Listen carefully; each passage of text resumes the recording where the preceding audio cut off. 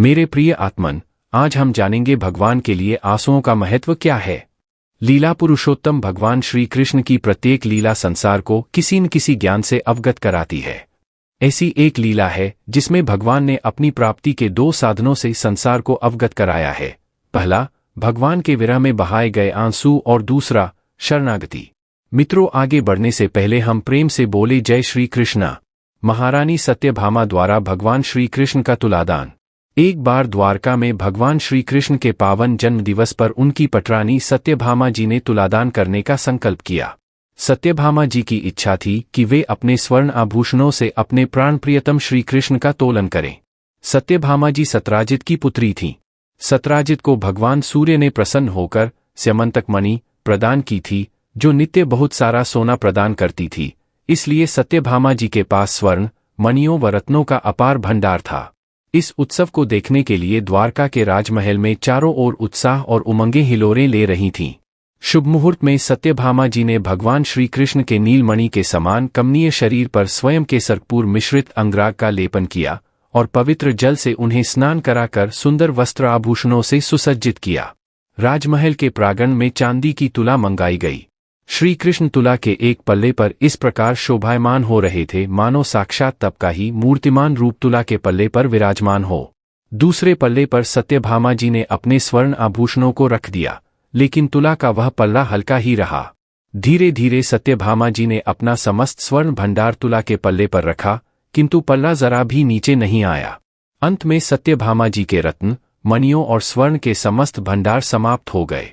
सारी पेटियां खाली होकर उन पर मानो हंस रही थीं, लेकिन श्री कृष्ण का पल्ला भारी ही रहा, जरा भी टस से मस न हुआ। सत्यभामा बहुत घबरा गईं, मानो जीवन के इस संग्राम में उनकी भयानक पराजय हुई हो, क्योंकि महल की सब रानियां व दासियां ये सब तमाशा देख रही थीं। लेकिन श्री कृष्ण मंद मंद मुस्करा रहे थे। श्री कृष्ण की मुस्कान में सत्यभामा जी को व्यंग्य का रंग नजर आया। निराश होकर सत्यभामा जी ने रुक्मिणी जी की ओर सहायता की नजरों से देखते हुए कहा, जी, अब क्या होगा? मेरा तो सारा गर्व चूर हो गया, मेरे पास तो अब कुछ भी नहीं रह गया।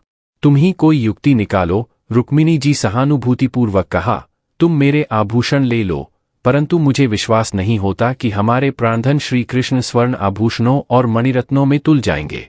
मैं एक उपाय करती हूँ। रुक्मिणी जी अंदर गईं और कुछ देर बाद हाथ में एक पात्र और एक छोटा सा रेशमी रुमाल लेकर लौट आईं। उन्होंने दोनों चीजों को तुला के दूसरे पल्ले पर रख दिया। आश्चर्य! श्री कृष्ण वाला पल्ला ऊपर उठ गया। वहां उपस्थित सभी लोग देखते ही रह गए। श्री कृष्ण तुल गए। सत्यभामा जी का संकल्प पूरा हुआ। दोनों पटरानियों की खुशी का ठिकाना न रहा। सत्यभामा का अहंकार दूर हुआ और विनय जीत गई। सत्यभामा जी ने रुक्मिणी जी को छाती से लगाते हुए पूछा, जी, आपने यह कौन सा त्रोटक कर दिया? इस पात्र और कपड़े में क्या कोई जादू था या कोई विशेष मंत्र लिखा था? श्री कृष्ण ने रुमाल खोल कर देखा। उसमें बस इतना ही लिखा था, मैं तुम्हारी हूं, बस तुम्हारी हूं। श्री कृष्ण मंद मंद मुस्कराते हुए पुनः पूछते हैं, प्रिय, इस पात्र में तुमने क्या भर रखा है, जिसके भार के सामने मुझे हल्का होना पड़ा? रुक्मिणी जी सकुचाते हुए बोली, इसमें मेरे आंसू भरे हैं। आंसू? आश्चर्य से सत्यभामा जी के नेत्र खुले रह गए। रुक्मिणी जी ने लजाते हुए कहा, हाँ सखी, जब कभी प्रियतम श्री कृष्ण की याद में मेरे आंसू झर पड़ते थे तो मैं उन्हें उनका उपहार मानकर संजो कर रख लेती थी।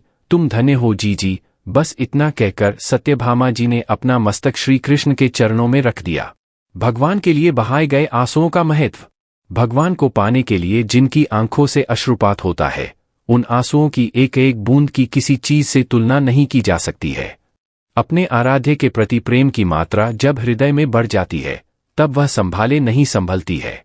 जिस समय श्री चैतन्य महाप्रभु श्री कृष्ण के विरह में उन्मत्त होकर दोनों भुजाएं उठाकर रोने और चीखने लगते थे कि कहाँ जाऊं, कहाँ पाऊं मोर प्राणधन, कहाँ व्रजेंद्र नंदन, अर्थात कहाँ जाऊं, अपने प्राणधन कृष्ण को कहाँ पाऊं, कहाँ है मेरा व्रजेंद्र नंदन, उस समय पत्थर का हृदय भी पिघल जाता था।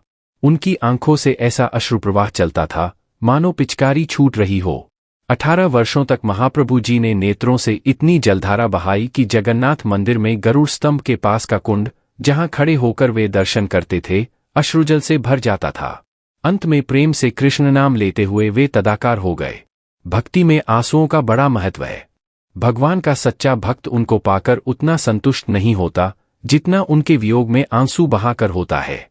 जिस पर तुम हो रीझते, क्या देते यदुबीर, रोना धोना सिसकना, आहों की जागीर। ऐसे भक्तों के लिए भगवान भी भला कैसे निष्ठुर हो सकते हैं। वे तो अपने प्रेमियों की आंखों के आंसू देखने के लिए उसके पास में ही छिपे छिपे रहते हैं, परंतु अपने होने का एहसास वे उसे होने नहीं देते हैं। दूसरी बात, भगवान को शरणागत भाव ही प्यारा है।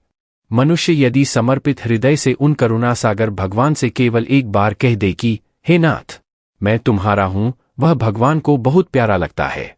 जो मनुष्य संसार से विमुख होकर भगवान के सिवाय कुछ भी नहीं चाहता है, उसके उद्धार की संपूर्ण जिम्मेदारी भगवान पर ही आ जाती है।